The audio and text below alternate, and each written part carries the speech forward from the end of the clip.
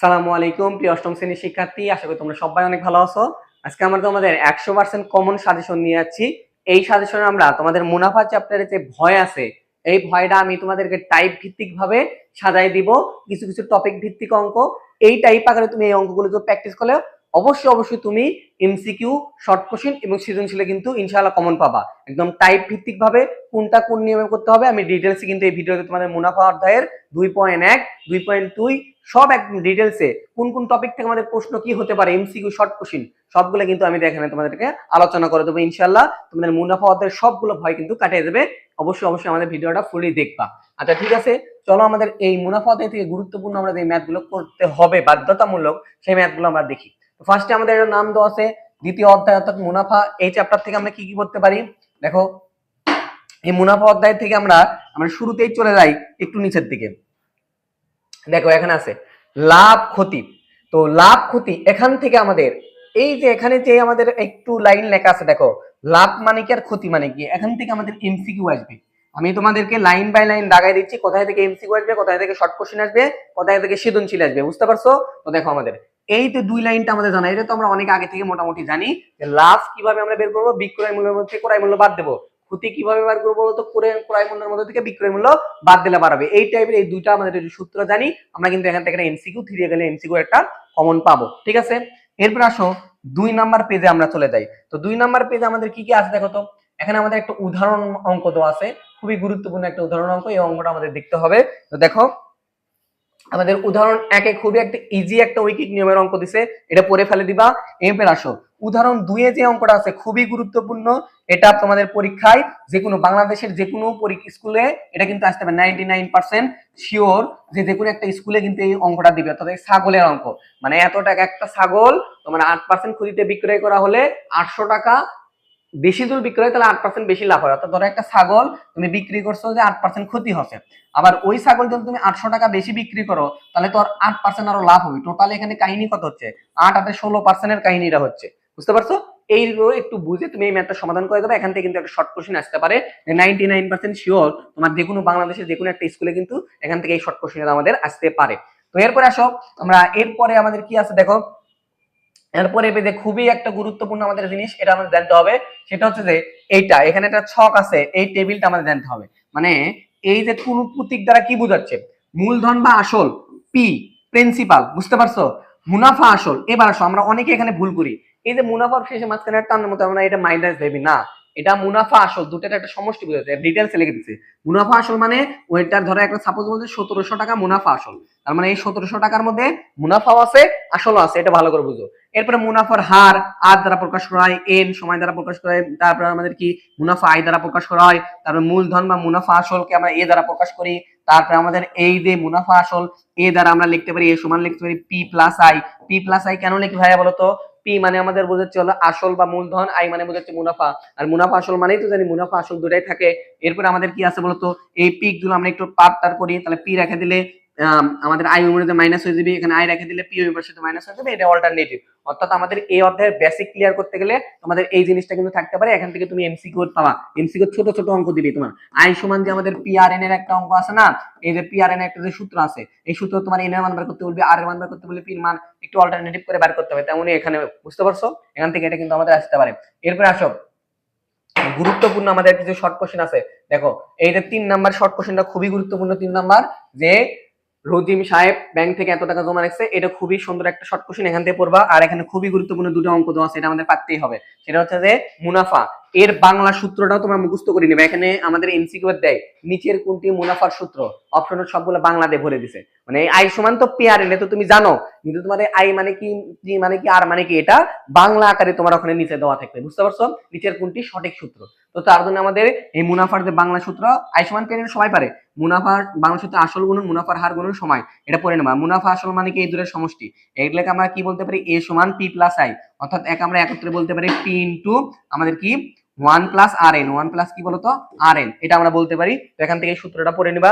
ওই যে এই ম্যাথটারই আমাদের বিকল্প দেওয়া আছে, বিকল্প একদম ইজি একটা ম্যাথ দেওয়া আছে, বিকল্প পদ্ধতিটাই তোমরা করবা। বিকল্প এখান থেকে কিন্তু এই শর্ট কোশ্চেনে আসতে পারে, বিকল্প পদ্ধতিটাই করবে। আই সমান পি আর এর মাধ্যমে শর্ট কোশ্চেন আমাদের কিন্তু সমাধান করছে। এরপর আসো আমরা এরপরে পেজে আমরা কি দেখতে পাবো, খুবই গুরুত্বপূর্ণ দুটো অঙ্ক দিছে।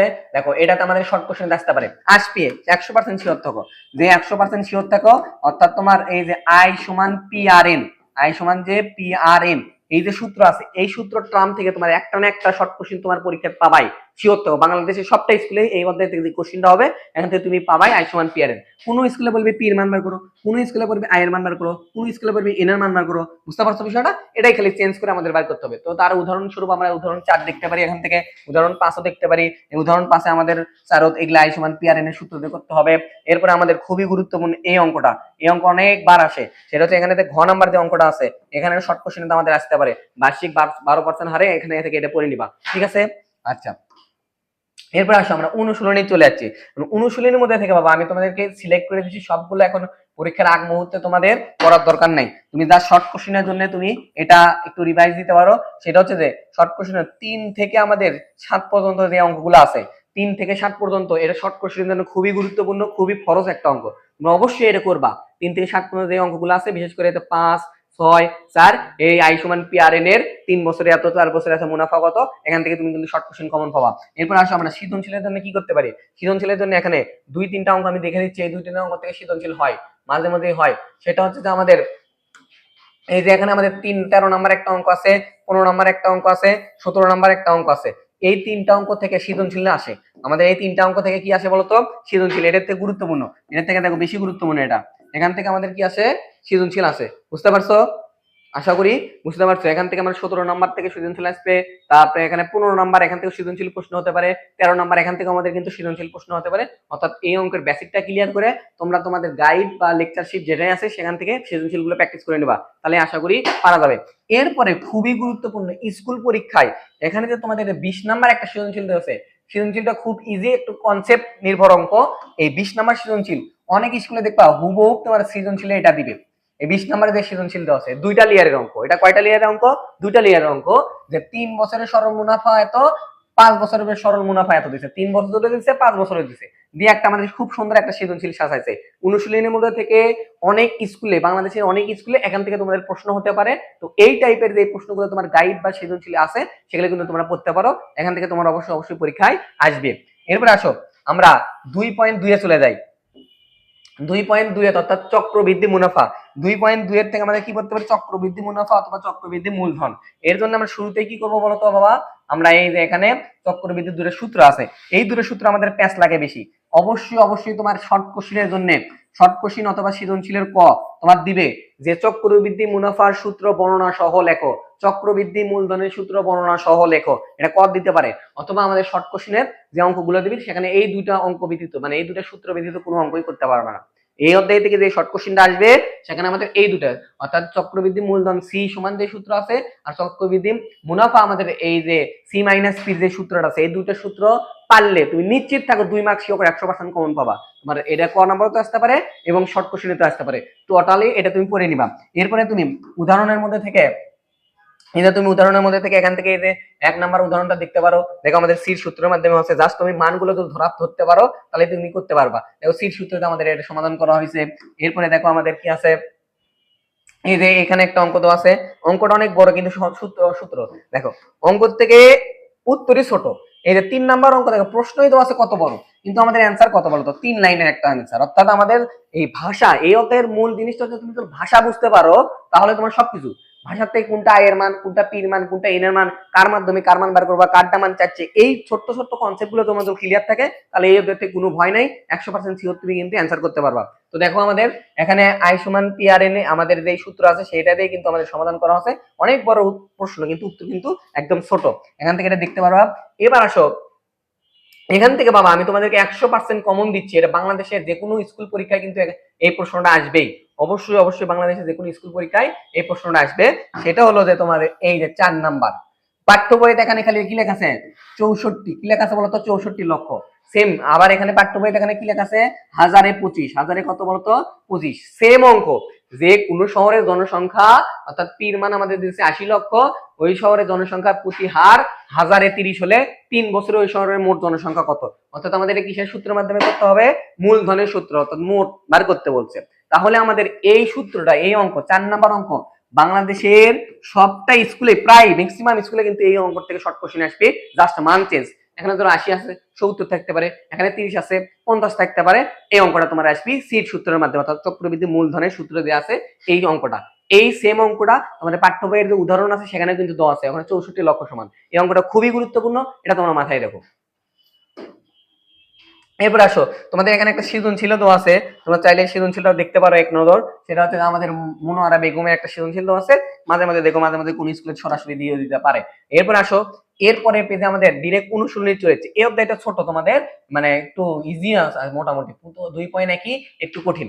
এবার আসো, এখান থেকে তুমি বাবা এই যে 2 থেকে 6 পর্যন্ত এগুলো শর্ট কোশ্চেনের জন্য ফরজ, শর্ট কোশ্চেনের জন্য ফরজ। বিশেষ করে এই যে 6 কেবলই দেখ বললাম, এখানে দেখো 64 লক্ষ দেওয়া আছে, সেম ওখানে কত 10 লক্ষ, 80 লক্ষ দেওয়া আছে। এই 2 থেকে 6 পর্যন্ত এই ম্যাথ গুলো তুমি যদি করো, শর্ট কোশ্চেন এমসিকিউ কোথাও তুমি ঠিকবা না, বুঝতে পারছো? এই কারণে তুমি লাস্ট সময় রিভিশন দিয়ে দেবা। এবং আসো, আমাদের নমুনা প্রশ্নটা একটা সৃজনশীল আছে, এটাও খুবই কনসেপচুয়াল একটা সৃজনশীল।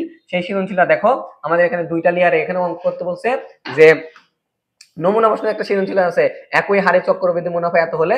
এই প্রশ্নটা খুবই গুরুত্বপূর্ণ একটা প্রশ্ন, এই প্রশ্নটা হুবহু আসতে পারে, তোমরা ভাষা থেকে ভালো করে দেখে নিও। অর্থাৎ আমি তোমাদেরকে যেই কয়টা ম্যাথ আঁকিয়ে দিলাম, এই কয়টা ম্যাথ তুমি তোমাকে বই থেকে রিভিশন দিবা, দেওয়ার পরে তুমি গাইড বার করবা বা তোমার টেস্ট পেপার বার করবা, বার করার পরে এই কয়টা ম্যাথের সমন্বয়ে যে উদ্দীপক গুলো আছে, মানে এই কয়টা কনসেপ্টে যে উদ্দীপক গুলো দেওয়া সৃজনশীল আছে, ওগুলো তুমি বাসায় করে প্র্যাকটিস করবা, তাহলে ইনশাল্লাহ 100% তুমি এখান থেকে কিন্তু কমন পাবা, বুঝতে পারছো? তারপরে তোমার এখানে সংক্ষিপ্ত প্রশ্ন দেওয়া আছে, নমুনা প্রশ্ন, এগুলো দেখতে পারো। কোন কোন স্কুলে দেখো হুবহু এই সংক্ষিপ্ত প্রশ্ন থেকে আমাদের কিন্তু এমসিকিউ গুলো কমন দিবে, বুঝতে পারছো? আশা করি বুঝতে পারছো। তোমাদের এই মুনাফা অধ্যায়ে তোমাদের যে ভয় আছে, ভয়টা কি সেজন্য হয়, তোমাদের অঙ্কর ভাষা বোঝো না, তুমি অঙ্কর ভাষা বোঝার চেষ্টা করবা, কোনটার মান কত, কার মান চাচ্ছে, এই ভাষাগুলো একটু ফিল করে বোঝার ট্রাই করবা, তাহলে আর কোনো সমস্যা হবে না। এবং আমি তোমাদেরকে শর্ট যে সাজেশন দেওয়া দিলাম, এটা দিকে তুমি রিভিশন করো, 100% শিওর এখান থেকে তুমি এমসিকিউ, শর্ট কোশ্চেন, সৃজনশীল সবকিছু কমন পাবা। আশা করি বুঝতে পারছো। তোমরা যদি কেউ আমাদের অনলাইন ব্যাচে অথবা অফলাইন ব্যাচে প্রাইভেট ব্যাচগুলোতে ভর্তি হতে চাও, তাহলে আমাদের ডিসক্রিপশনে যে নাম্বারটা দেওয়া আছে এখানে যোগাযোগ করতে পারো।